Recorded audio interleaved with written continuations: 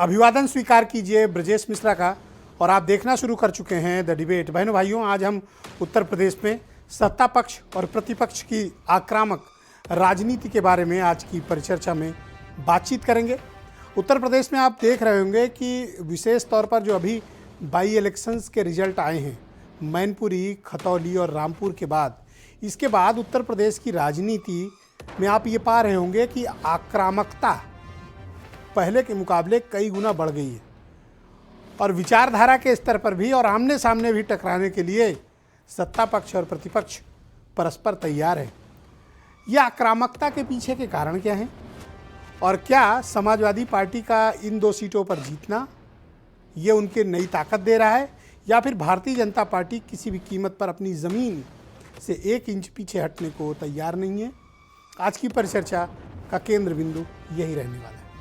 बहनों भाइयों, उत्तर प्रदेश की राजनीति बहुत ही दिलचस्प है और कई बार आपको कोई ऐसे बड़े अनुभव दे जाती है जो दूसरे मायनों में बड़े सर्वथा अलग होते हैं। आप देख रहे होंगे कि बाई इलेक्शंस के नतीजों के पश्चात, विशेष तौर पर मैनपुरी, खतौली और रामपुर के नतीजों के बाद उत्तर प्रदेश की राजनीति में बड़ी गर्माहट है। वहाँ के नतीजों के फौरन बाद जब निकाय चुनाव में आरक्षण का मुद्दा आया तब भी, और आरक्षण के मुद्दे के बाद अब जब डिजिटल मीडिया, सोशल मीडिया पर ट्विटर वार छिड़ी, उसके पश्चात भी आपने देखा होगा कि यूपी की पॉलिटिक्स में सत्ता पक्ष यानी ruling party Bharatiya Janata party और अपोजिशन में की पार्टी समाजवादी पार्टी के बीच टकराहट बड़ी तेज होती जा रही है। वैचारिक स्तर पर भी लड़ाई लड़ी जा रही है, ज़मीन पर भी लड़ी जा रही है और गाली गलौज के माध्यम से भी लड़ी जा रही है। हर वो हथकंडे अपनाए जा रहे हैं जिनसे उत्तर प्रदेश की राजनीति पर अपनी अपनी ज़मीन को ज़्यादा से ज़्यादा कब्जा करने की कोशिश है। तो अखिलेश यादव का आप इन दिनों आक्रामक रुख देख रहे होंगे। विशेष तौर पर आपने तब देखा होगा जब मैनपुरी और राम खतौली के नतीजे उनके पक्ष में जाने के पश्चात अखिलेश यादव अब काफ़ी आक्रामक मुद्रा में दिख रहे हैं, चाहे वो उनके बयान हों, चाहे वो उनके एक्ट हों। और जो लोग ये कहते थे कि अखिलेश यादव पार्टी दफ्तर में ज़्यादा समय देते हैं, अब अखिलेश यादव आजकल जिलों के दौरे पर अधिक रहते हैं। तो अखिलेश यादव का फील्ड में उतरना, कार्यकर्ताओं के लिए लड़ना और लड़ने के लिए किसी भी हद तक चले जाना, ये क्या उनकी बदलती हुई राजनीति का संकेत है या फिर अखिलेश यादव अब समझ गए हैं कि कार्यकर्ताओं के साथ खड़े होना ही उनके पास यही एक विकल्प शेष है। चाचा शिवपाल यादव के साथ आने के पश्चात समाजवादी पार्टी में एक जोश का माहौल है और विशेष तौर पर उपचुनाव जीतने के बाद एक कॉन्फिडेंस गेन किया है प्रतिपक्ष ने। लेकिन भारतीय जनता पार्टी अभी कहीं से कमज़ोर होती दिखाई नहीं दे रही है। ना बीजेपी ने अभी कोई बड़ी अपनी ज़मीन गंवाई है और ना बीजेपी के खिलाफ कोई ऐसा मुद्दा खड़ा हो पा रहा है जिससे अपोजिशन उसके किले में सेंध लगाने में कामयाब हो। तो इन सब के बीच ये आक्रामकता की राजनीति उत्तर प्रदेश में क्यों शुरू हो गई है? और बहनों भाइयों, मैं याद दिलाना चाहता हूँ, आक्रामकता की ये राजनीति उत्तर प्रदेश की सियासत की तासीर है। कैसे? यूपी में जब भी हुआ है, 2 नेताओं का हमेशा आमना सामना हुआ और बड़ी तगड़ी जंग भी छिड़ी है। आप याद कर लीजिए मुलायम सिंह का दौर, आप याद कर लीजिए मायावती का दौर, आप याद कर लीजिए अखिलेश यादव का दौर, और अब जब मुख्यमंत्री योगी आदित्यनाथ और अखिलेश यादव आमने सामने हैं। ये लड़ाई पार्टी, ये लड़ाई विचारधारा, ये लड़ाई सत्ता और प्रतिपक्ष से ज़्यादा व्यक्तित्व की लड़ाई बन गई है। और ये जंग कोई सामान्य नहीं है, ये असामान्य है, असाधारण है, क्योंकि दोनों नेता समकालीन हैं। दोनों के पीछे उनका रिच पॉलिटिकल बैकग्राउंड है। तो उत्तर प्रदेश में जब अब 2024 यानी जनरल इलेक्शंस का वक्त आ रहा है, इन नेताओं की और इन दलों की टकराहट ज़मीन पर क्या गुल खिलाने वाली है, आज की परिचर्चा में हम इन बिंदुओं पर चर्चा करेंगे। इसके अलावा प्रतिपक्ष के जो और प्रोमिनेंट पॉलिटिकल पार्टीज़ हैं वो क्या तैयारी कर रही हैं, उनकी क्या अपनी प्रिपरेशन है, और विशेष तौर पर जो छोटे दल जिन्होंने क्षेत्रीय इलाकों में पिछले कई चुनावों में अपनी महत्वपूर्ण उपस्थिति दर्ज कराई है, उनका पॉलिटिकल अलाइनमेंट किसके साथ है और उनकी भी आक्रामकता की जो राजनीति है वो पहले के मुकाबले बढ़ी है। तो आप ये पाएंगे कि पिछले 3 चुनावों के मुकाबले अब यूपी में एग्रेशन की पॉलिटिक्स हो रही है और एग्रेशन किसी भी हद तक जाने को तैयार। क्या ये बदलाव का संकेत है यूपी में, या 24 की लड़ाई बेहद गंभीर और ख़तरनाक होने वाली है। आज परिचर्चा इन्हीं बिंदुओं पर होगी। पहले आप कुछ बयान सुनिए। भारतीय जनता पार्टी का कार्यकर्ता हमेशा जनता के बीच रहता है, जनता के मन को टटोलता है, जनता के मन की सुनता है, उनके मन की पूर्ति करती है सरकार। तो जब ऐसा काम करेगी सरकार, जब सबका साथ, सबका विकास, सबका विश्वास और सभी के प्रयास के साथ रहेगी, तो निश्चित रूप से सामने चाहे कोई हो, भारतीय जनता पार्टी अपने विजय के लक्ष्य पे आगे बढ़ेगी। 24 में भारतीय जनता पार्टी ने 80 सीटें जीतने का उत्तर प्रदेश का लक्ष्य रखा है, जिसे पूरा करेगी। समाजवादी पार्टी 2024 के लोकसभा को देखते हुए संगठन मजबूत कर रही है। किसानों के बीच, व्यापारियों के बीच, वकीलों के बीच जो सरकार की नाकामी है, उन नाकामियों को उजागर करते हुए 2024 में भारतीय जनता पार्टी का विजय रथ उत्तर प्रदेश से ही समाजवादी पार्टी रोकेगी। लोकसभा चुनाव दूसरा होता है, विधानसभा का चुनाव दूसरा होता है। पूरे देश में कांग्रेस पार्टी मात्र एक विकल्प है भारतीय जनता पार्टी को हराने की। जिस तरह से राहुल गांधी जी ने लगातार पदयात्राएं की है, राहुल गांधी जी की पर्सनालिटी में जबरदस्त इजाफा हुआ है, लोगों में स्वीकार्यता बढ़ी है राहुल गांधी के प्रति, उसका फायदा कांग्रेस पार्टी को मिलेगा। और आप नोट करके रखिएगा, 2024 में कांग्रेस पार्टी भारतीय जनता पार्टी को हराएगी। तो बहनों भाइयों, आज की परिचर्चा को आगे बढ़ाते हैं। मेरे साथ आनंद दुबे भारतीय जनता पार्टी से मौजूद हैं, मनोज काका समाजवादी पार्टी से हैं, सुरेंद्र राजपूत कांग्रेस से हैं, अनिल दुबे राष्ट्रीय लोकदल से हैं, अरुण राजभर एसबीएसपी से हैं और वीरेंद्र सिंह जी हमारे स्टेट हेड। बहुत शुक्रिया और धन्यवाद आज की परिचर्चा में मेरे साथ आप सब जुड़ने के लिए। बहुत शुक्रिया। कार्यक्रम की शुरुआत आनंद दुबे जी मैं आपसे करना चाहता हूँ और ये समझना चाहता हूँ कि आजकल भारतीय जनता पार्टी के खिलाफ विपक्ष और विशेष तौर पर जो लार्जेस्ट अपोजिशन है समाजवादी पार्टी और उसके मुखिया ने बेहद आक्रामक हमला आप पर कर रखा है। डिजिटल मीडिया से लेकर ज़मीन के दंगल तक आपको वो बड़ा कड़ा मुकाबला और आक्रामकता दिखा रहे हैं। आप इसकी वजह तलाश पाए? नहीं, देखिए, आक्रामकता ब्रिजेश जी एक अलग चीज होती है और भद्दगी जो है और शब्दों की मर्यादा को तार तार करना वो एक अलग चीज होती है। समाजवादी पार्टी द्वारा विगत कई महीनों से आपने देखा किस तरह से डिबेट में इनके एक प्रवक्ता ने कैसे अपशब्दों का इस्तेमाल किया और आज वो बेचारे भागे भागे फिर रहे हैं। इसके अलावा इनके मीडिया सेल से किस तरह की भाषा का इस्तेमाल किया गया, तो इसे आक्रामकता नहीं कहते हैं, इसे कहते हैं कि सभ्य समाज में अपशब्दों का इस्तेमाल। एक विषय। दूसरी चीज, समाजवादी पार्टी को मैनपुरी उपचुनाव जीतने के बाद एक भ्रम हो गया है कि उन्हें उत्तर प्रदेश की जनता ने स्वीकार कर लिया। भ्रम में खैर इस समय दो लोग हैं, एक राहुल गांधी जी भी भ्रमण करते करते भ्रम जाल में फंस गए हैं और इधर अखिलेश जी भी जो है कुछ भ्रमण करते करते भ्रम के स्थिति में पड़ गए।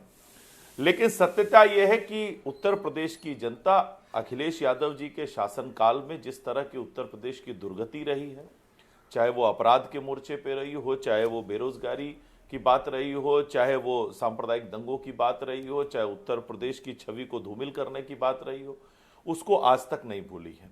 और अखिलेश यादव जी कभी विधानसभा चुनाव लड़ लेते हैं, अब वो कन्नौज से लोकसभा चुनाव लड़ने की बात कर रहे हैं, तो उत्तर प्रदेश की जनता इन चीजों को भी देख रही है। लेकिन आप ये देख रहे होंगे कि आपने कहा कि अपशब्दों का इस्तेमाल हुआ, लेकिन अपशब्दों का इस्तेमाल तो भारतीय जनता पार्टी के नेताओं की तरफ से भी किया गया ना, उसके भी एविडेंस मौजूद हैं, जैसी शब्दावली का इस्तेमाल किया गया। नहीं, देखिए ब्रिजेश जी आप देखिए कि शुरुआत कहां से हुई और किस किस तरह की भाषा का इस्तेमाल हुआ, किस तरह के घिनौने शब्दों का इस्तेमाल भाषा का इस्तेमाल में तो आप लोग भी पीछे नहीं है भाषा के इस्तेमाल में।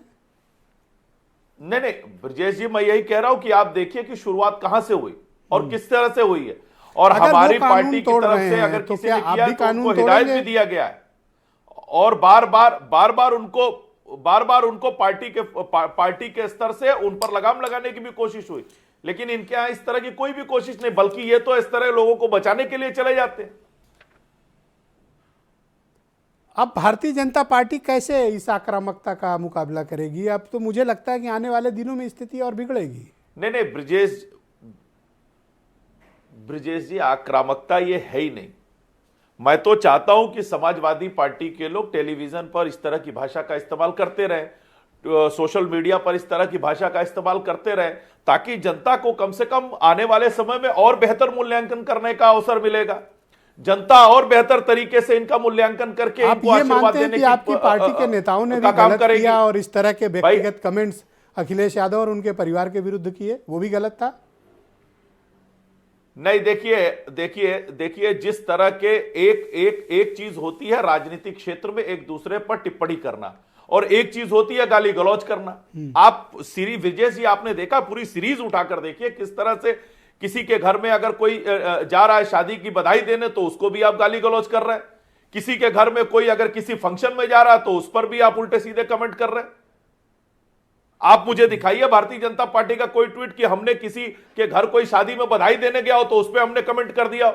ऐसा तो कहीं आपको देखने को नहीं मिलेगा। नहीं, अभी तक तो लड़ाई विचारधारा पे चल रही थी, पर मैं ये महसूस कर रहा हूं अगर आप चुनाव कि मैनपुरी इलेक्शंस के बाद व्यक्तिगत रूप से सिचुएशंस बदल रही हैं और इस तरह से ये करना, इसे आक्रामकता का नाम तो नहीं दिया जा सकता। ऑलराइट, मेरे साथ मनोज काका भी मौजूद हैं इस कार्यक्रम में, समाजवादी पार्टी के प्रवक्ता हैं। आप जवाब दीजिए कि आपकी पार्टी ने ये हमला इस तरीके का क्यों किया और दूसरी ऐसी आक्रामकता के पीछे के कारण क्या है? देखिए, बड़ा हास्यास्पद है कि वो लोग राजनीतिक शुचिता और मर्यादा सिखा रहे हैं जो हमारे राष्ट्रीय अध्यक्ष जी के परिवार और यहां तक कि हमारी बेटी है राष्ट्रीय अध्यक्ष जी की अदिति आज तक कभी समाजवादी पार्टी के दफ्तर नहीं गई होगी, लेकिन उस बेटी पर, एक नाबालिग बेटी पर तक भी अमर्यादित टिप्पणी करने का काम अगर किसी ने कुत्सित प्रयास किया तो भारतीय जनता पार्टी के नेता ने किया, और वो भारतीय जनता पार्टी के मीडिया सेल की हेड है। आप सोचिए, आप सोच सकते हैं क्या? और उसको मुख्यमंत्री से लेकर के सारे लोगों का समर्थन है। राष्ट्रीय अध्यक्ष जी ने एक सवाल खड़ा किया कि जब आप अपने भाषाई मर्यादा से, जब आप अपने भाषाई स्तर से फेल हो जाएंगे तो आप पुलिस को आगे कर देंगे। भारतीय जनता पार्टी से ये पूरा देश जानना चाह रहा है कि आप दूसरे के गर्लफ्रेंड की कीमत लगाते हैं। अरे विधवा तो किसी की मां हो जाती है, उसको क्या है आप कहेंगे कि कांग्रेस की विधवा की मां है? हमारे ही राजनीतिक दल पे नहीं, सभी पे जितना गिरे स्तर की टिप्पणी हो सकती है इस देश में माताओं बहनों पर। और नारा क्या है? और इनका नारा क्या है? बेटी बचाओ बेटी पढ़ाओ का। आपसे मैं जानना चाह रहा हूं, हरियाणा की बेटी की असमत किसने लूटी? बीजेपी के मिनिस्टर की। उत्तराखंड के बेटी की असमत किसने लूटी? बीजेपी के विधायक के बेटे ने। अभी दिल्ली के बेटी की असमत किसने लूटी? बीजेपी के लोगों ने। तो जो भारतीय जनता पार्टी, तो क्या आप लोग यानी समाजवादी पार्टी अपनी रणनीति में बदलाव करेगी? क्योंकि मैं आज ही खबर पढ़ रहा था कि आप अपनी सोशल मीडिया टीम चेंज करने वाले। आनंद जी वेट करिएगा, मैं आऊंगा आपके पास। देखिए जो बदलाव होगा वो आपके साथ और सारे मीडिया के साथ साझा किया जाएगा। सवाल यह है कि भारतीय जनता पार्टी अब बेचैन है। अब बेचैन इसलिए है कि 13 असिस्टेंट प्रोफेसर के उत्तर प्रदेश अधीनस्थ यूपीएससी से, Uttar Pradesh public service commission से भर्ती होगी और उसमें एक सिर्फ दलित बिरादरी का आएगा, बाकी सारे के सारे लोग मुख्यमंत्री के सजाती लोग भर दिए जाएंगे। 69,000 शिक्षक भर्ती में मुख्यमंत्री जी के सजाती लोग भर दिए जाएंगे। उत्तर प्रदेश में रोजगार है नहीं, धान खरीदा नहीं जा रहा। इन सब सवालों पर अखिलेश यादव जी चूंकि मुखर हैं और अखिलेश यादव जी गांव-गांव जा रहे हैं, गली-गली तो बता रहे हैं कि जो जिलों का दौरा कर रहे हैं अखिलेश यादव आजकल ज्यादा, वो भ्रमजाल है। अखिलेश यादव जी जिले ही नहीं पूरे देश का दौरा करेंगे और इस पूरे देश में अगर हाँ मैं कह रहा हूं आपसे, पूरे देश का दौरा करेंगे 2024 में। और जो बुनियादी सवाल है, जातिगत जनगणना का जो सवाल है, आरक्षण का जो सवाल है, सामाजिक न्याय का जो सवाल है, इस देश में 1 करोड़ नौकरी के पद खाली हैं और जो प्रधानमंत्री जी कहते थे कि 2 करोड़ रोजगार हर साल देंगे, वो कहां गया? आप जब हम संवाद कर पा रहे हैं। अरे आपके पड़ोसी राज्य में जाति जनगणना शुरू हो गई, आप लोग कहां हैं? जातिगत जनगणना के पक्ष में राष्ट्रीय अध्यक्ष जी ने हमेशा, आप देखिए काका कालेलकर आयोग की रिपोर्ट 1953 से 55 तक रही, फिर मंडल कमीशन की रिपोर्ट रही। इस देश में 1931 के बाद जातिगत जनगणना नहीं हुई। जो समाज, जो तबका वंचित है उसकी संख्या जाने बगैर आप उसके सशक्तिकरण, आपको लगता है कि ऐसी आक्रामकता दिखाकर अखिलेश यादव यानी आपकी पार्टी के नेशनल प्रेसिडेंट अपनी छवि को बदलना चाहते हैं? मैं कह रहा हूं अखिलेश यादव जी, माननीय अखिलेश यादव जी आक्रामकता नहीं, बुनियादी सवाल उठाते हैं। अगर वो मुद्दे, उनके सवाल कहीं भी धूमिल होते हुए, क्या बेरोजगारी कम हो गई? क्या उत्तर प्रदेश में अन्ना पशुओं का सवाल नहीं है? क्या किसानों का धान लिया जा रहा है? क्या उत्तर प्रदेश में किसानों के गन्ना मूल्य के भुगतान हो गए? क्या उत्तर प्रदेश में किसानों को खाद मिल पा रही है? ये सब बुनियादी सवाल है जिस पर भारतीय जनता पार्टी रोज भागती है। इनसे पूछिए कि दलितों पिछड़ों के साथ कितना न्याय किया इन्होंने। एक भी आपका मनोज काका जी। मैं मैं डिबेट के खत्म दूसरे कर रहा हूं चरण में साहब, आपके मैं बाकी खत्म कर रहा विचारों हूं, को सुन लीजिए। सम्मिलित करूंगा। बहुत 1000 शुक्रिया। करोड़, अरे साहब सुन लीजिए, हाँ, हो गया, 1000 काफी करोड़, बोल लिया आप। 1000 करोड़ Conclude का, करिए। 1000 करोड़ का संस्थानिक भ्रष्टाचार किया विनय पाठक, मुख्यमंत्री जी अरेस्ट नहीं कर पाए, उसको कब अरेस्ट करेंगे बताएं? ओके, सुरेंद्र राजपूत जी मेरे साथ मौजूद हैं। सुरेंद्र जी, बहुत शुक्रिया आपका। अभी आपने आनंद दुबे जी की बात सुनी, मैं अपने सवाल तो करूंगा, लेकिन एक उन्होंने इंपॉर्टेंट बात कही कि राहुल गांधी जो पदयात्रा कर रहे हैं ये भ्रमजाल है। आप इसको डिकोड कर पाए, इसका मतलब क्या है?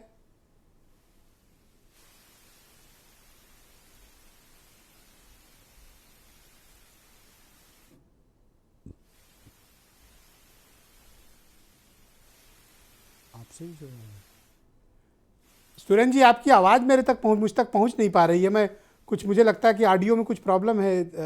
मैं करेक्ट करा रहा हूं सर, बस एक सेकंड रुकिएगा, मैं इसको ठीक करा के आपके पास लौटता हूं, तुरंत ही लौटता हूं। अनिल दुबे मेरे साथ मौजूद हैं। अनिल दुबे जी, जो कुछ भी इन दिनों उत्तर प्रदेश में हो रहा है, विशेष तौर पर राजनीतिक क्षेत्र में, कि विचारधारा की लड़ाई घर परिवार तक आ गई, ऐसे ऐसे अपमानजनक कमेंट्स किए गए जो बहुत ही मतलब सभ्य समाज में स्वीकार्य, छोड़िए कल्पना भी नहीं की जा सकती है। किसी के परिवार पर आरोप लगाना, किसी की पत्नी, बेटी, और एक पार्टी का मीडिया सेल है वो भी जिस तरह की भाषा इस्तेमाल कर रहा है वो भी कतई स्वीकार योग्य नहीं है। इस प्रकार की चीज़ें क्यों हो रही हैं? देखिए ब्रजेश जी, ये तो नहीं होना चाहिए। सुरेंद्र जी का विचारधारा, ऑडियो ठीक कराया जाए। जी बोलिए अनिल जी। विचारधारा की लड़ाई विचारधारा पे रहनी चाहिए और विचारों पे ही रहना चाहिए। आपके मतभेद हैं, मतभिन्नता है, उसको प्रकट करिए, लेकिन आप किसी के परिवार पर, किसी की बेटी पर, किसी की पत्नी पर अगर इस तरह का कोई आरोप लगाने का काम करेंगे तो थोड़ी बहुत क्रिया की प्रतिक्रिया भी होती है। लेकिन मैं इसके पक्ष में नहीं हूँ, चाहे वो जो भी पक्ष हो, किसी को भी इस तरह का अधिकार नहीं मिलना चाहिए कि वो इस तरह की कोई टिप्पणी करे, और ये निंदनीय है। लेकिन जिस तरह के मैनपुरी के चुनाव के बाद, खतौली के चुनाव के बाद जो परिणाम है, उसके बाद इस तरह की प्रतिक्रियाएं बहुत ज़्यादा हुई, और उसकी जब ये क्रिया हुई तो उसकी प्रतिक्रिया हुई, और प्रतिक्रिया के बाद सरकार का जो रुख आया वो आपने एक पक्षी कार्रवाई करी। आपको दो पक्षी कार्रवाई करनी चाहिए थी। आप जो दोषी हैं, दोषी तो बराबर आपके लोग भी तो दोषी हैं, उनके ऊपर कोई कार्रवाई नहीं की गई। मतलब आपका कहने का मतलब है कि दोनों जो सोशल मीडिया कोऑर्डिनेटर हैं, सपा वाले और बीजेपी वाले, अरेस्ट होने चाहिए थे? नहीं, अगर आपने एक पर कार्रवाई की तो कार्रवाई तो दूसरे पर भी बनती है। एक के साथ आप जो है कह रहे हो कि हम न्याय कर रहे हैं, दूसरे के साथ न्याय नहीं कर रहे हो। अचानक ही इस तरह का जो विचारधारा पर लड़, जैसे अभी लास्ट इलेक्शन हुआ ना 2022 वाला, उसमें इस तरीके की चीजें नहीं ब्रजेश जी, थी। ये मैं तब्दीली अभी पा रहा हूं पिछले दो एक महीने से स्पेशली। ब्रजेश जी, ये एक खिसियाहट है।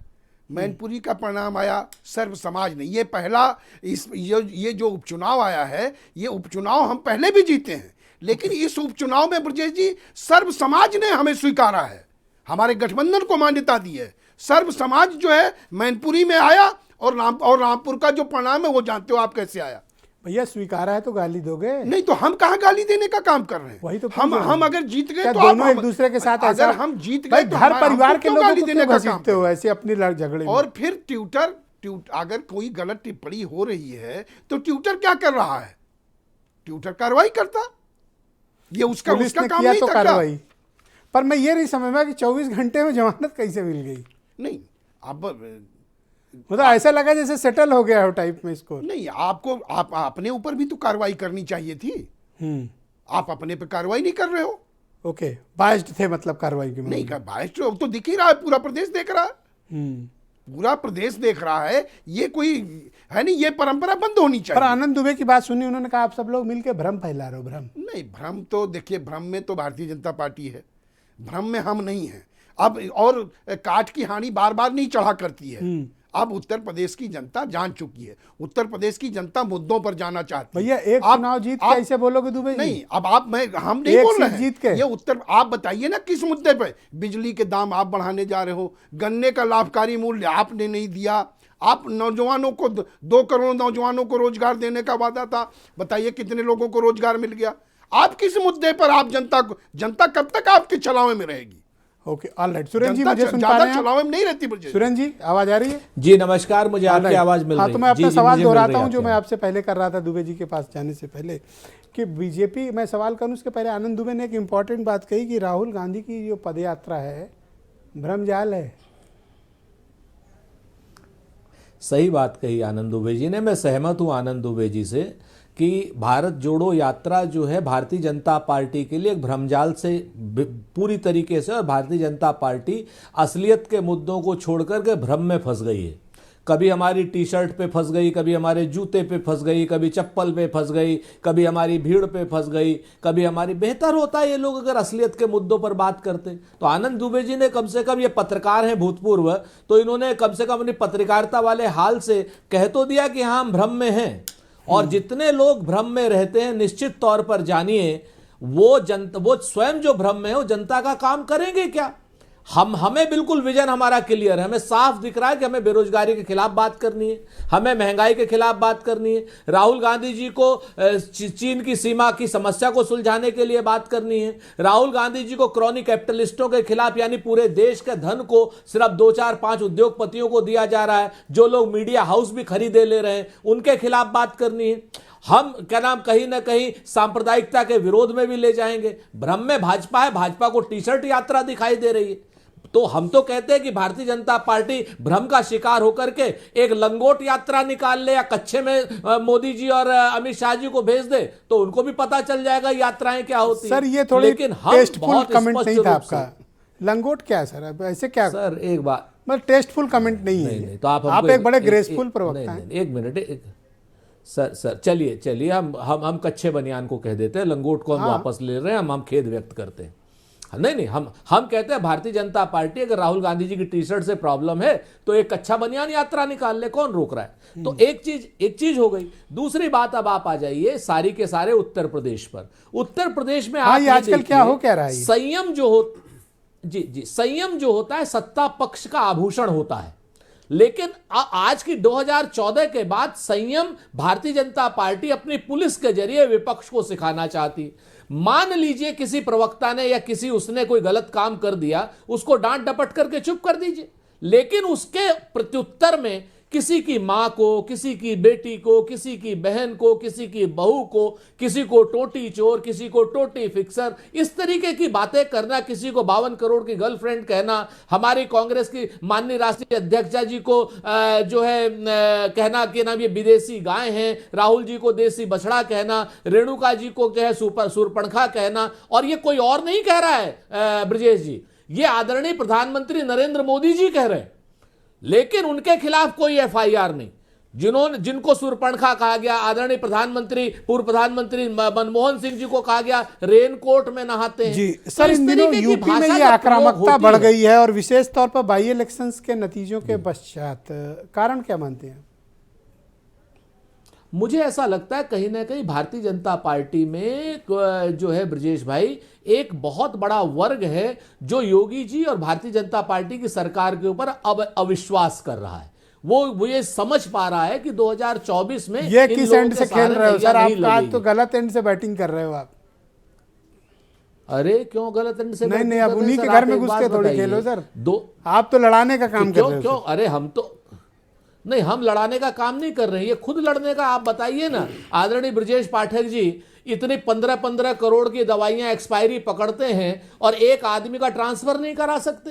सर केशव मौर्य जी की क्या पोजीशन है? स्कूल छोड़ करके कभी कुर्सी नहीं पाठक, एक बात और बता दे, पाठक जी इकलौते ऐसे मंत्री हैं, मैं खुलेआम स्वीकार करता हूं, जो कम से कम आज अगर कोई भी आदमी उनके पास जाए बात करे तो उसका काम करने की कोशिश करते हैं। ये अलग बात है, फिर भी सर आप आरोप लगाते हो हर डिबेट काम नहीं करती। आपके लिए एजेंडा ब्रजेश पाठक नहीं, मैं उनके नहीं मेरे ब्रजेश पाठक जी एक सभ्य और अच्छे इंसान हैं, और पूरे मंत्रिमंडल में शायद इकलौते ऐसे आदमी हैं जिनसे बात की जा सकती है, लेकिन वो मजबूर हैं। वो भारतीय जनता पार्टी के कहने से राहुल गांधी जी के ऊपर ओछी टिप्पणी करने लगते हैं। तो जब राहुल गांधी जी के ऊपर ओछी टिप्पणी आपने पूछा उनसे कि वो जो कीटाणु की जांच वो करवा रहे थे, वो डॉक्टरों की रिपोर्ट आई या नहीं है? जी वही तो मैं पूछना चाहता हूं आदरणीय ब्रजेश पाठक जी से कि आप राहुल जी से इतनी नफरत करते करते धर्म की से क्यों नफरत करने लगे? हमारे सनातन धर्म सर, जांच का नफरत से क्या ताल्लुक? से क्यों नफरत? वो तो बड़े सीरियस और कंसर्न दिख रहे थे राहुल गांधी के लिए। आप बताएं ना, तो रिपोर्ट लाएं और रिपोर्ट ला करके बतावें कि योगी, संत, महंत, सन्यासी कपड़ा कम क्यों पहनते हैं। बताएं ना, सब जांच करें। हमारे तो योगी जी मुख्यमंत्री हैं, हम आदरणीय मुख्यमंत्री से स्वयं पूछ लें कि भाई संन्यास परंपरा में कपड़ा कम क्यों पहना शुक्रिया जाता आपका है? राजपूत जी, और पर चर्चा ठंड को आगे क्यों नहीं बढ़ाते लगती? हैं। और तो ये मेरा मानना है इस तरीके का वितंडावाद। सर 10 सेकंड, मेरा ये कहना है कंक्लूजन में, इस तरीके का मुख्य मुद्दों पर आइए, महंगाई पर आइए, बेरोजगारी पर आइए, सीमा सुरक्षा पर आइए, आप आइए कहीं ना कहीं क्रॉनिक कैपिटलिज्म पर आप आइए, सांप्रदायिकता के विरोध में आइए, बहुत शुक्रिया आप कानून सुरेंद्र जी। व्यवस्था पर आइए। इस धन्यवाद। तरीके का वितंडावाद मत करिए कि किसी का कीटाणु चेक कर रहे हैं और किसी के जीवाणु चेक कर रहे हैं। बहुत इसके लिए शुक्रिया थोड़ी आपका आप सर। उप अरुण मुख्यमंत्री राजभर बने। मेरे साथ मौजूद हैं, एसबीएसपी के नेशनल जनरल सेक्रेटरी हैं। राजभर जी शुक्रिया आपका। ये आजकल बड़ी एग्रेसिव पॉलिटिक्स हो रही है, एग्रेशन दिखाया जा रहा है, इसका कारण क्या मानते हैं आप? और आजकल आपके पिताजी भी कुछ गंभीर इस तरह के एलिगेशंस वाले स्टेटमेंट जारी करते हैं, तो विचारधारा वाली लड़ाई है और इस तरह के क्यों वितंडे पे चली गई है, मैं समझ नहीं पा रहा हूँ। आप ही थोड़ा सा बताइए। देखिए, बाबा साहब भीमराव अम्बेडकर हों, चाहे लोहिया जी हों, चाहे महाराजा सुहेलदेव राजभर हों, चाहे छत्रपति साहू जी महाराज हों, ज्योतिबा फूले हों, सब ने सिद्धांत पे चलने के लिए सिखाया। और माननीय ओम प्रकाश राजभर जी सैद्धांतिक बात करते हैं। हम 3-4 महीने से लगातार देख रहे हैं श्री अखिलेश यादव जी के ट्विटर हैंडल से और उनके जो चलाने वाले लोग हैं, उनके सहयोगी लोग हैं, जिस तरह का ट्वीट कर रहे हैं। अगर आपके साथ रहेंगे तो वो आपके लिए हीरो रहेंगे, अगर आपसे हट जाएंगे तो वो बर्तन मांजने वाले हो जाते हैं। इस तरह का कमेंट समाजवादी पार्टी के नेता, बड़े जिम्मेदार नेता हमारे ट्विटर पर कमेंट किए, माननीय ओम प्रकाश राजभर जी के ट्विटर पर कमेंट किया। और जहां जहां हम पोस्ट करते हैं, जहां हम फेसबुक पर लिखे, चाहे कहीं भी लिखे, तो वहां मां बहन की गाली देने सबसे पहले आ जाते हैं।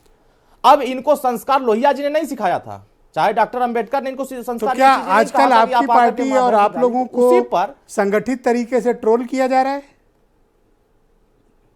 नहीं, ये देखिए, जो ट्रोल कर रहे हैं वो हमें उससे कोई फर्क नहीं पड़ता है। आपने देखा 75 जिलों में हमने सावधान यात्रा चलाया और पूरे 75 जिलों छोड़ दीजिए, बिहार के 13 जिलों में हमने सावधान यात्रा चला करके हमने जनसभा रैली बड़ी बड़ी किया। आप अभी देख रहे हैं, चाहे वो बेरोजगारी के सवाल पर हो, चाहे महंगाई के सवाल पर हो, चाहे बिजली के बिल के सवाल पर हो, चाहे रोजगार के सवाल पर हो, और चाहे एक समान अनिवार्य फ्री शिक्षा के सवाल पर, चाहे जातिवाद जनगणना के सवाल पर, जितने मुद्दे ये सब बैठ के आपस में चर्चा कर रहे हैं, ये टीवी पर चर्चा कर रहे हैं।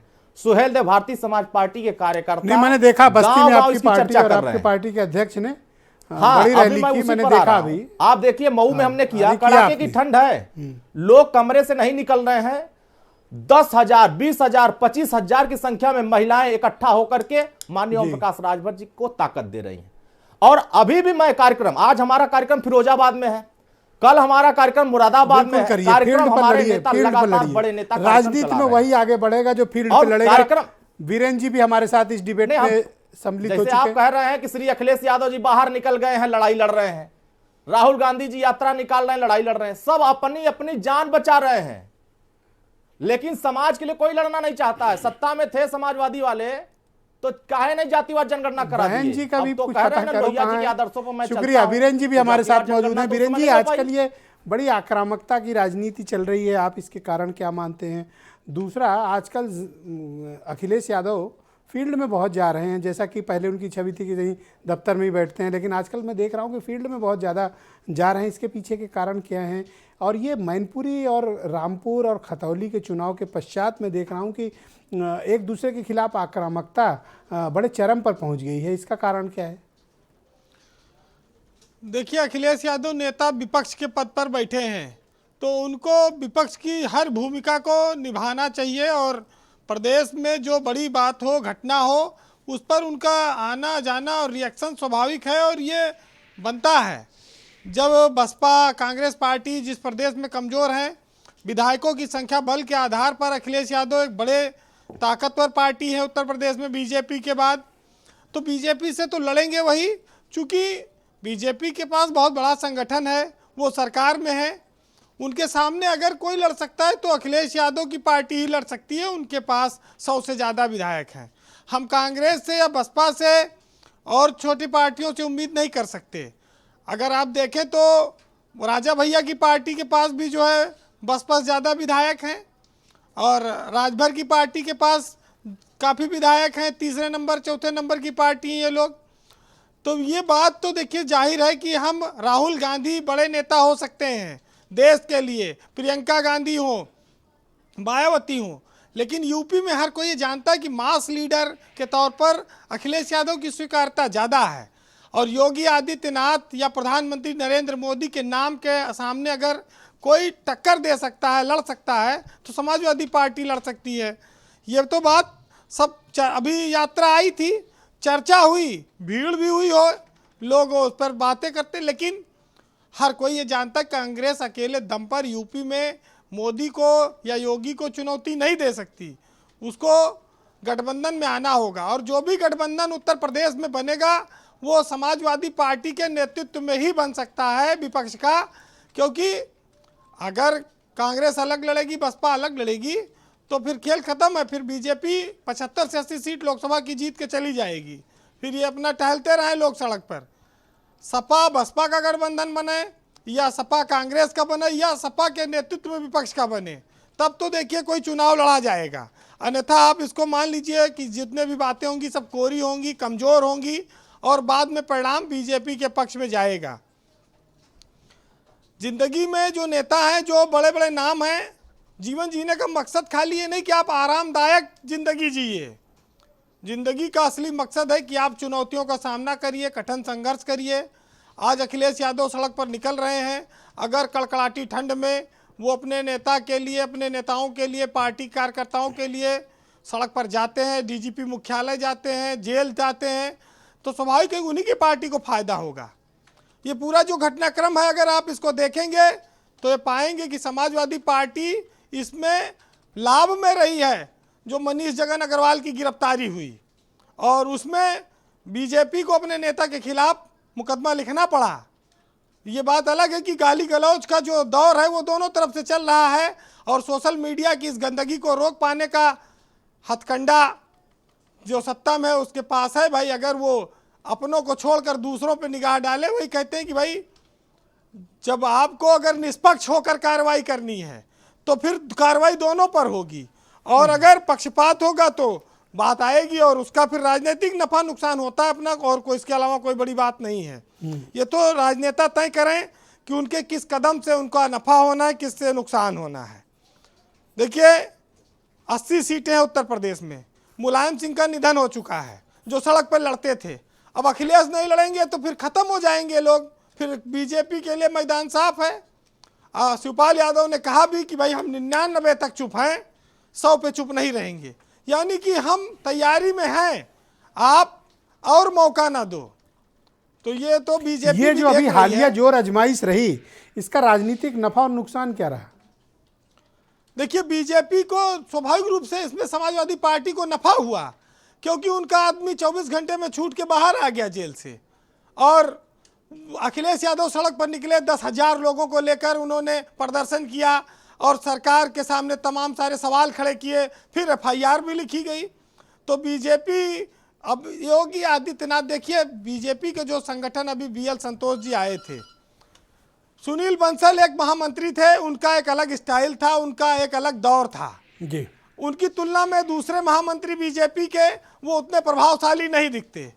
योगी आदित्यनाथ अब अकेले पार्टी और सरकार दोनों को वो लीड कर रहे हैं, वो कितना खींचे, कितने चीज़ें करेंगे ये उनकी अपनी क्षमता हो सकती है, लेकिन सरकारों में अधिकारियों के भी निर्णय बहुत बार गलत होते हैं। 2 दिन पहले के घटनाक्रम ये दर्शाता है। जी। देखिए लोग इस बात का इंतजार कर रहे हैं कि विपक्ष में अखिलेश ही नेतृत्व करते रहेंगे या दूसरा चेहरा शिवपाल यादव भी आएंगे। शिवपाल के आने पे ये संघर्ष और बढ़ जाएगा। अभी थोड़ा मामला गनीमत है। शिवपाल यादव की क्या पोजीशनिंग है पॉलिटिकली इस समय? अब उन्होंने जो बयान दिया उससे साफ है कि वो पूरी तरह से कॉन्फिडेंट हैं कि वो एक महत्वपूर्ण भूमिका में आएंगे विपक्ष की। अब वो कब आएंगे और कैसे आएंगे ये ऐलान होना बाकी है, इस पर बहुत दिनों से लोगों की निगाह ऐसा लगता है खिचड़ी के बाद कुछ होगा। बिल्कुल, अच्छे दिन तो खैर खिचड़ी के बाद आएंगे, शादी ब्याह का भी मौसम है, और अच्छे दिन तो बीजेपी का नारा, प्रिय नारा है। अब समाजवादी भी इंतजार कर रहे हैं अच्छे दिन का। जी वीरेंद्र जी, देखिए एक चीज जरूर है कि अभी 21 तारीख को जो है आने वाले समय में, ये जो 30 जनवरी है उसमें 21 दलों को राहुल गांधी ने अपनी यात्रा के समापन पर बुलाया है। उसमें अखिलेश भी जा रहे हैं, मायावती को भी बुलावा है, बहुत सारी विपक्षी दलों को देश के बुलावा है। क्या अपोजिशन ज्वाइन करेगा उनकी रैली के समापन अवसर को? हाँ, तो वो उसमें केजरीवाल नहीं बुलाए गए हैं और ओवैसी और ये कुछ और एक आध दो लोग। लेकिन अगर विपक्षी एकता उनको बनानी है तो उत्तर प्रदेश में और दिल्ली में, दुनिया में और भी चीज़ों को देखना पड़ेगा। कांग्रेस चूंकि राष्ट्रीय स्तर की पार्टी है, जब भी कोई बात आएगी बीजेपी के खिलाफ तो देश में तो कांग्रेस ही आगे आएगी। अभी इलाकाई में उस तरह की स्थिति नहीं है। लेकिन जी अगर उत्तर प्रदेश में अलग लड़े, गठबंधन नहीं हुआ तो 5 किलो राशन जीतेगा, ये जान लीजिए अभी से। बाकी ये लोग चाहे जितना चिल्लाएं, चाहे जितना जोर लगाएं। जी कंक्लूड करें वीरेंद्र जी। देखिए, एक साहित्यकार ने लिखा है कि अखिलेश यादव सही राह पर निकले हैं। एक नेता को यही करना चाहिए। रोड पे निकले, जाड़ा गर्मी सर्दी बरसात, चाय पिए, वो रोड पे रुक के मूंगफली खाएं, जनता से मिले, लोगों से मिलने जेल जाएं, दुख दर्द में शामिल हो। वो बड़ी पार्टी, उनसे बड़ी उम्मीद है। बीजेपी के पास इतना संगठन है कि उनके हर अस्त्र को वो काट सकती है। गांव गांव में उसके लोग बैठे हैं। टक्कर तो यही होगी और वो हो रही है और ये और बढ़े, यही जनता चाहती है, क्योंकि विपक्ष भी जनता की बात रखता है, सत्ता हाँ भी पर कहती है वैचारिक जनता स्तर पर कल्याण। टकराएं, मैं तो यही कहूँगा। हाँ, अब ये तो सोशल मीडिया का देखिए वही है कि हम करें तो ठीक है और तुम करो तो रासलीला, मतलब हम करें तो रासलीला, तुम करो करेक्टर ढीला, वही वाला मामला है। जी बहरहाल Conclude एक करिए। साहित्यकार ने लिखा है कि जो मुस्कुरा रहा है उसे दर्द ने पाला होगा और जो चल रहा है उसके पाँव में छाला होगा। और बिना संघर्ष के इंसान चमक नहीं सकता, जो जलेगा उसी दिए में उजाला होगा। जी बहुत शुक्रिया आपका वीरेंद्र जी, बहुत बहुत धन्यवाद अपने इनपुट्स हमें उपलब्ध कराने के लिए। बहन भाइयों, पर चर्चा को आगे बढ़ाते हैं। भारतीय जनता पार्टी के प्रवक्ता आनंद दुबे मेरे साथ इस वक्त मौजूद हैं। आनंद जी, आप डिबेट के पहले चरण में कुछ अपने पक्ष रखना चाह रहे थे, किसी के मुद्दे पे आप रख लें, फिर मैं आपको सवाल देता हूं। मैं दोनों लोगों को जवाब देना चाहता हूं और इसके लिए मुझे थोड़ा समय चाहिए होगा। हाँ, प्लीज, सबसे पहले सुरेंद्र जी ने कुछ बातें कही और इन्होंने कच्छा शब्द का इस्तेमाल किया। देखिए, कच्छा से इनको बड़ी लंबे समय से प्रॉब्लम है और अभी जब ये भारत जोड़ो यात्रा निकल रही थी तो कहीं ये कच्छा सुलगा रहे थे, कहीं ये किसी चीज को आग लगा रहे थे। इन्होंने कहा कि राहुल गांधी जी भ्रम को दूर कर रहे हैं। अरे मैं तो कह रहा हूं कि राहुल गांधी जी और पूरी कांग्रेस पार्टी अभी भी भ्रम के जाल में खुद फंसी हुई है। और जो ये यात्रा है, ये पद यात्रा नहीं है, ये राहुल गांधी की कद यात्रा है। राहुल गांधी जी के कद को कैसे दोबारा बनाया जाए, इसको लेकर पूरी मशक्कत है। अब राहुल गांधी जी के कई रूप जो है भारतीय राजनीति में फेल हो चुके हैं। एंग्री यंग मैन वाला फेल हो चुका है। एक जो शिव भक्ति और सेकुलरिज्म का कॉम्बो ऑफर लेके आई थी कांग्रेस पार्टी, वो भी खत्म हो चुका है। जनेऊधारी जो रूप था वो भी जनता नकार चुकी है। तो कांग्रेस पार्टी अब एक नए रूप में इनकी ब्रांडिंग करने की कोशिश कर रही है, लेकिन ये कितनी कामयाब होगी ये 2024 में जनता बता देगी। इन्होंने कहा कि ये सांप्रदायिकता के खिलाफ, नफरत के खिलाफ लड़ रहे हैं। किस तरह से हिंदू विरोधी बातें करने वाले पादरी से राहुल गांधी ने मुलाकात की। शिवराज पाटिल जी कहते हैं गीता में लव जिहाद की बात है। अरे गीता में जिहाद की बात है। तेलंगाना में सतीश जरकोली कहते हैं हिंदू बेहद गंदा। 7 नवंबर को महाराष्ट्र में 7 नवंबर डेट सहित लिख के लाए हो सर। हिंदू शपथ ली जाती है। छिंदवाड़ा में एंटी हिंदू केक काटा जाता है। तो इस तरह की ये जब से यात्रा चल रही है, किस तरह से एक धर्म विशेष को टारगेट किया जा रहा है, ये तो सारे लोग देख रहे हैं और ये कह रहे हैं कि हम जो है देश जोड़ने के लिए, सामाजिक सरोकार के लिए यात्रा निकाल रहे हैं। और ये हमारे मित्र मनोज काका जी ने अभी बात की, कहा कि दलितों पे अत्याचार। अरे साहब, आप सरकार में आए, आपने 2 लाख दलित भाइयों के प्रमोशन में जो रिजर्वेशन मिला था उसको एक सेकंड रुक जाओ, मैं मनोज जी थोड़ा पेशेंस रखो आप। मनोज जी सीधे आप ही के पास आऊंगा। खान साहब कहते मनोज जी रुक जाइए कि जहां तक Manoj ji don't disturb please. की उंगली जा मनोज जी रही है, प्लीज, समझ लो मनोज जी अपराध प्लीज, हमारा है। मनोज जी रुक जाइए, हम आपको समय देंगे इसके बाद। आपने आप ही डॉक्टर अंबेडकर पर सवाल उठाए। आपके समय में सबसे ज्यादा अत्याचार दलित भाई बहनों पे हुए और आपने एक चीज कहा, नियुक्तियों में सजातीयता की बात की। मैं सिर्फ 4 उदाहरण देता हूं आपके समय का। लोक सेवा आयोग के अध्यक्ष अनिल यादव थे, उच्च शिक्षा आयोग के अध्यक्ष रामवीर यादव थे, अधीनस्थ सेवा चयन के उद्योग अध्यक्ष जो है राजकिशोर यादव थे और माध्यमिक शिक्षा चयन आयोग के अध्यक्ष जो थे वो रामपाल यादव थे। ऐसे आपकी सरकारों में सजातीय नियुक्तियां होती थी और बाकी जिला अध्यक्षों की सूची, बीएसए की सूची, थाना अध्यक्ष की सूची अगर निकालने लगेंगे तो डिबेट बहुत लंबा खिंच जाएगा। लेकिन कम से कम सवाल उठाने से पहले अपने सवाल में जाने की- थैंक यू, इतना शुक्रिया बेहतर आपका। हो गए। आनंद जी मैंने अब जो जवाब सवाल दीजिए। यस पूछा- मनोज जी, गो अहेड। मनोज जी, मैंने जो थोड़ा सा- सवाल पूछा इनसे बहुत वाजिब सवाल है कि इसको अभी करो। Uttar Pradesh public service commission से 13 असिस्टेंट प्रोफेसर बनाए गए, उसमें एक दलित का, अगर 13 में से एक का आप गणितीय हिसाब से भागीदारी देखें तो 0.13% हुआ। मतलब 90% आबादी को आप 0.13% आरक्षण दे रहे हैं। और अपने क्या कर रहे हैं? जब सवाल पूछा 69,000 शिक्षक भर्ती में हुआ, आपने क्यों नहीं सवाल किया 68,500 में क्या हुआ? आपने क्यों नहीं सवाल खड़ा किया बुंदेलखंड यूनिवर्सिटी में क्या हुआ? आपने क्यों नहीं सवाल खड़ा किया? पूरे उत्तर प्रदेश में एक ओबीसी वर्ग का कुलपति था, आपने उसको हटा दिया। और एक कुलपति 1,000 करोड़ का घोटाला करके सरेआम घूम रहा है, सरकारों को बाय बाय दिखा रहा है, यहां तक कि आदरणीय मुख्यमंत्री जी उसको अरेस्ट नहीं करा पाए। अब इससे हास्यास्पद बात क्या होगी? इन सवालों का आपको जवाब देना चाहिए। या आप अभी कहिए कि उत्तर प्रदेश में आरक्षण क्यों, और आप आरक्षण कैसे खत्म हो गया? भाई निकाय चुनाव में आरक्षण पर आपने क्या किया? आपको जवाब देना चाहिए। आनंद जी, आप प्लीज जब वेट। जानते थे कि त्रिस्तरीय टेस्ट के बिना माननीय देश के सर्वोच्च न्यायालय का यह आदेश था, तो जो सरकार दिन रात हिंदू मुस्लिम करती रहती है, हाँ। जो सरकार हिंदुओं का वो बनती है, वो सरकार दलित का, पिछड़ा का, लोहार का, कुम्हार का, बिंद का, यादव का, जो हक के हाशिए पे तबका है, उसकी बात करने में उसको इतना तकलीफ क्यों होती है? आपके नेता फील्ड में जा रहे हैं तो ये कह रहे हैं भ्रम फैला रहे हैं। अरे मेरे नेता सवाल कर रहे हैं, मेरे नेता के जो सवाल है उसके एक सवाल के जवाब भारतीय जनता पार्टी का अगर कोई नेता दे दे। क्या यह सच नहीं है कि उत्तर प्रदेश में बेरोजगारी आनंद जी, मैं दूंगा समय, कृपया आप ये मैं सबको खत्म अपनी कर बात रहा आ हूं जाए। साहब, क्या हाँ। ये सच नहीं है कि 20 उत्तर सेकंड, प्रदेश में 20 सेकंड बेरोजगारी conclude का करिए, आंकड़ा please। सबसे मनोज खराब, सबसे ज्यादा है? क्या ये सच नहीं है कि उत्तर प्रदेश में माताएं बहनें बेटियां असुरक्षित हैं? क्या ये सच नहीं है कि उत्तर प्रदेश के किसानों का जो फसल है वो छुट्टा पशु खा रही हैं? उत्तर प्रदेश में गन्ना का Thank you, बकाया मनोज का जी। भुगतान नहीं हो पाया। ये सच सवाल है, Thank इन you। सवालों के जवाब दे। Okay, all right. Surendra Rajput ji, आप कुछ कह रहे थे, आपको कोई आपत्ति थी दुबे जी की बात पे, बताइए।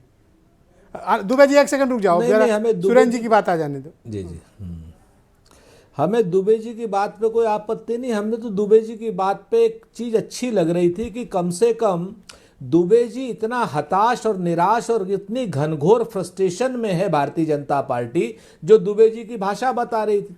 राहुल गांधी जी पर निजी हमला। अरे भाई, अगर हम बिल्कुल बेकार हैं तो आप हम पर निजी हमले क्यों करते हैं? क्यों करते हैं प्रधानमंत्री जी सोनिया गांधी जी नामक सम्मानित महिला पर? क्यों कहते हैं उनको कांग्रेस की विधवा? आप राहुल गांधी जी के ऊपर भ्रम की बात, कभी कहेंगे शिव भक्ति की बात। अरे पाप लगेगा आप लोगों को। आप दो बातें करिए, आप सत्ता में हैं, आप हमारे ऊपर आरोप लगाने की जगह अगर आप किसी पादरी की बात कर रहे हैं या किसी और की बात कर रहे हैं, आपकी सक्षम ये सरकार डेट है, सहित लिख के आप लाए उसको हैं, कहाँ गिरफ्तार कर पादरी से लीजिए। मिले, कहाँ मौलाना से मिले। सुनिए ब्रजेश भाई आप फिर हमें समय नहीं देंगे। मैं ये कह रहा हूं कि अगर किसी भी गलत आदमी से हम मिले हैं, सरकार इनकी है, तो गलत आदमी जेल के बाहर क्या कर रहा है? क्या इतनी कायर, इतनी भीरुओं की सरकार है ये? अगर हम कहीं से बाहर से चंदा ले रहे हैं गैर कानूनी रूप से, तो ये सरकार के अंडे दे रही है। ये सरकार क्या कर रही है? ये सरकार एफआईआर करके गिरफ्तारी क्यों नहीं करती दोषियों को? इतनी कमजोर, इतनी कायर सरकार, सारे अंग होते हुए छोटे छोटे व्यापारियों पर, सर आप ब्रजेश मिश्रा पर आक्रामकता तो दिखाते इनकम दिखाते टैक्स की कई रेट बार डाल देती है। आप कह रहे हैं अंडा देना, अब ये कैसी भाषा है सर? हाँ, अब देखिए ब्रजेश भाई, अब ये आम लोकाचार की भाषा, ये गलत बात नहीं। अंडा देना कौन मैं सी बात आपको है सर? बताऊं कि ये, अरे क्यों अंडे सेक रही है? हमने ये कहा दे नहीं रही है, हम इनको कोई वो नहीं बना रहे, हम कह रहे हैं अंडे सेक रही है क्या? कंक्लूड करें तो सर, हम आप conclude नहीं नहीं रुकिए सर सुनिए, ये गलत बात। आप हमें अरे सर, उलझा बोल देते रहे हैं, हो आप कुछ भाजपा के देर खिलाफ से। बात नहीं करने आप देते। आधा घंटा बोलना चाहते हो क्या? आप भाजपा के खिलाफ बात नहीं करने आप देते। जितना मर्जी नहीं, बोल रहे आधा हो, मैं घंटा कौन सा नहीं, कम से रोकूंगा कम सर? जितना- मैं कोई फिल्टर लेके थोड़ी बैठा हूं। अरे सर आप फिल्टर नहीं सर, आप इतने हम आपसे डर जाते हैं। अब हर क्यों डरते हो 5 सर? सेकंड में आप हमारे हमको जो है दोस्तों रोक गाली देते हो। दे रहे हो, आप बोलो। अरे लीजिए, हम आपके दोस्तों को गाली नहीं दे रहे हैं, हम तो उनको आंखें खोल रहे हैं कि हम तो कह रहे हैं कि भाई इतने कमजोर कायर हैं तो आप सत्ता छोड़ दीजिए, हम देश विरोधी तत्वों को गिरफ्तार कर लेंगे। लेकिन ये लोग तो ऐसी कमल छाप साबुन रखे हुए हैं कि जो इनके यहां चला जाए वो देशभक्त और जो हमारे यहां आ जाए वो देशद्रोही। इस तरीके की भाषा बंद कीजिए। मैं आपसे फिर से कहता हूं कि इस तरीके की भाषा उचित नहीं है आनंद जी। आप लोग उत्तर प्रदेश सहित पूरे देश में, अब पार्लियामेंट की तैयारी आपको अपने आप दिख रही है कि 3 जिलों से गई यात्रा, तो इन लोगों को परेशानी हो गई। जिस दिन हम पूरे 72 जिलों में यात्रा निकालेंगे तो उस दिन तो रुकना पड़ेगा आपको थोड़ी देर। जरा आपके दोस्त अनिल दुबे बात करेंगे। सच बात सर कंक्लूड कर दो। सच बात यह है कि इतने डिस्टर्ब हैं ये लोग। मैं बहुत जिम्मेवारी से कंक्लूड कर रहा हूं कि राहुल गांधी के ऊपर आप हमला करेंगे तो निश्चित तौर पर जानिए देश आपको बख्शेगा नहीं। बहुत शुक्रिया आनंद दुबे जी। आनंद दुबे जी 20 सेकंड, अच्छा आप रिस्पॉन्ड कर लो। आप 20 सेकंड है, ओनली 20 सेकंड। देखिए इन्होंने कहा सत्ता हमें दे दीजिए, हम देश विरोधी ताकतों को जेल में डाल देंगे। अरे साहब दिया तो था, आप यासीन मलिक को बुला के प्रधानमंत्री आवास में हाथ मिलाते थे। हमारी सरकार आई तो हमने जेल भेजने का काम किया, हमने पिट्टा कराटे के खिलाफ फाइल खोलने का काम किया।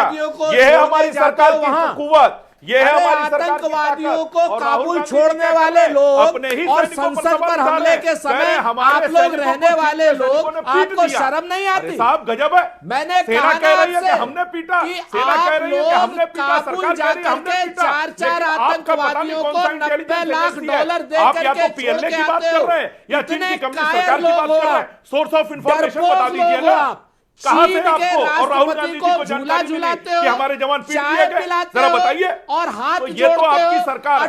जब हमारे जो जवान जाकर जब सर्जिकल स्ट्राइक एयर स्ट्राइक करते हैं तो आप उनसे सवाल पूछते हैं, उनसे सबूत मांगते हैं और 4 आतंकवादियों को लेकर काबुल छोड़ने जाते हो। इतने डरपोक, इतने बहुत शुक्रिया, धन्यवाद। आप बताइए आपस में उलझने कोई फायदा नहीं। Thank you Anil Dubey ji. अनिल दुबे जी, जिस प्रकार की राजनीति हो रही है, अब वापस हमें विचारधारा की राजनीति पर आने की आवश्यकता है या नहीं? अनिल दुबे जी, चीन को मुद्दों की राजनीति होनी चाहिए, कोई इश्यूज पर बात होनी चाहिए, जनता के इश्यूज पर। विचारधारा की राजनीति ही धन्यवाद देश को स्वीकार है, इस प्रदेश आनंद दुबे जी, सुरेंद्र राजपूत जी, थैंक यू। आप दोनों कृपया शांत हो जाएं। अनिल जी की बारी है। अनिल जी बोलिए। अनिल जी बोलिए। Thank you. पैर मत पकड़ो चीन ब्रजेश के, जी, हमारा हाथ पकड़ सुरेंद्र लो। जी हो गया, वैचारिक लड़ाई की ही जरूरत है। हो गया, कोई और कॉफी साहब देश नहीं की बैठे। जनता, उत्तर प्रदेश की जनता देख बीजेपी रही कांग्रेस है दोनों को कि कौन प्रवक्ता किन कृपया शब्दों शांत हो का जाएं। किस तरह से जो है वो केवल आवाज सुनने की आवाज जाएगी। Thank you. बोलिए कहां अनिल से जी। शुरुआत की गई है, ये देश की जनता, उत्तर प्रदेश की जनता देख रही है और देश की जनता ये इसको कतई स्वीकार नहीं करना चाहती कि आप जो है आप शब्दों की राजनीति करें, आप जो है कि चरित्र हनन की राजनीति करें, इसको कोई स्वीकार नहीं करेगा और इसको जो है ये परंपरा गलत। दुबे जी ये बताओ, आपकी पार्टी राहुल गांधी का स्वागत करने गए थे, आप माला सुना लिया नहीं राहुल गांधी ने? नहीं बागपत सामने लिया।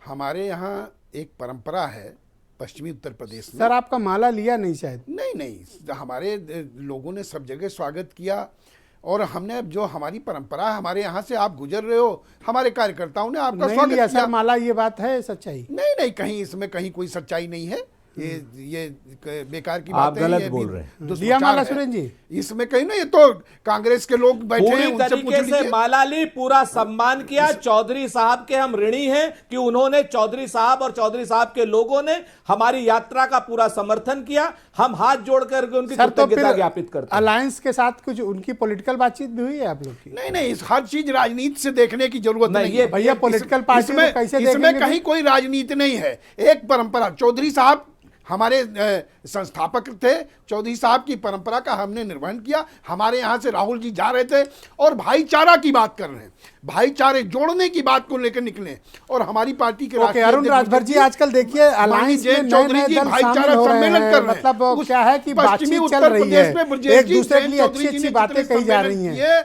आप लोग इस समय, राजभर जी, आपकी पार्टी थोड़ी लावारिस टाइप दिख रही है। जी मैं आपका सवाल सुनने नहीं, मैं अरुण जी से पूछा। तरीके से चड्डी बनियान अंडा मुर्गी की सब बात हो रही है, सिद्धांत की बात कहाँ हो रही है? बातें तो अभी हो रही थी कि हम तो राजनीति आपको में बुरा लगा जो सुरेंद्र माला भी नहीं, आपने ही कहा माला लेने गए थे, थमाए नहीं लिए।